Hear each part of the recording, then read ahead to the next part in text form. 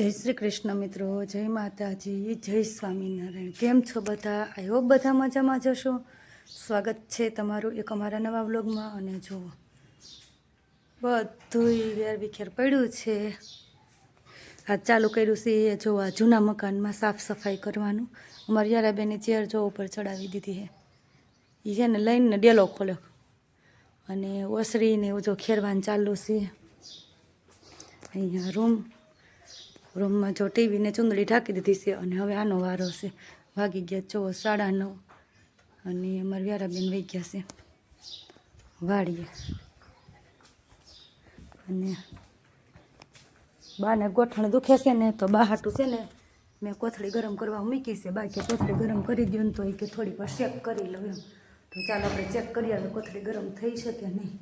અને રૂમમાં અમારે એમને જો વેર વિખેર પડ્યું હોય છે બધું। હજી ઉઠીને વ્યારા વાળીએ ગઈ અને પપ્પા કામે ગયા। જો બાને દઈ દઈને બા બહુ પછી ગરમ હોય ને તો બાનો શેક કરી શકે, આપણે બાને દઈ દઈ કોથળી। બા એમ કે કોથળી ગરમ કરી દે ને તો એ કે મને છે ને થોડોક આરામ મળે છે, હમણાં એને ગોઠણ દુખે છે। બા હાલ્યો થઈ ગઈ, બહુ નથી કરી હો મારા બાન છે ને ગોઠણમાં કંઈક થઈ ગયું છે। કેમ બા?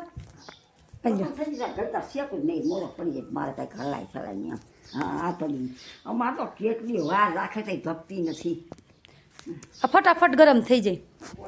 ચાલો આપણે કરી સાફ સફાઈ કરવાનું ચાલો, બન્યા રહેજો આગળ વિડીયોમાં। યારાબેન તો અમારે બપોરે આવશે।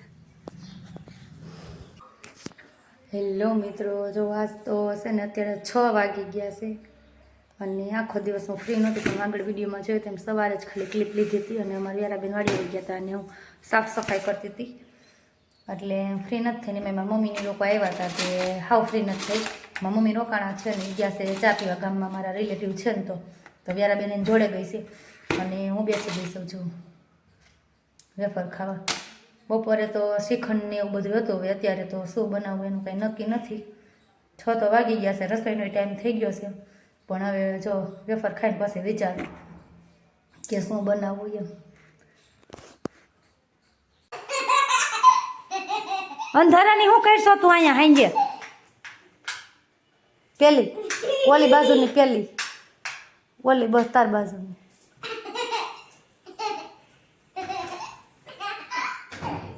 હાલો હાલો ઘર બંધ કરી દો, હાલો બધી હાલો।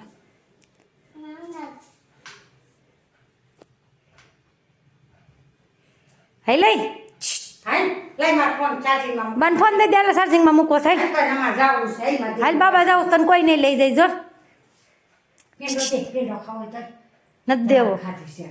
હાઈ જેવ રોટલી ખાવાની સીધી મેં નથી ખાતો, હું ખાઈશ હમણાં। યાર હાલ આપણે બે અડધો અડધો પેંડો ખાઈ। હાલ મમ્મા ખાઈ જાય હો તો આખો ખાઈ જાય।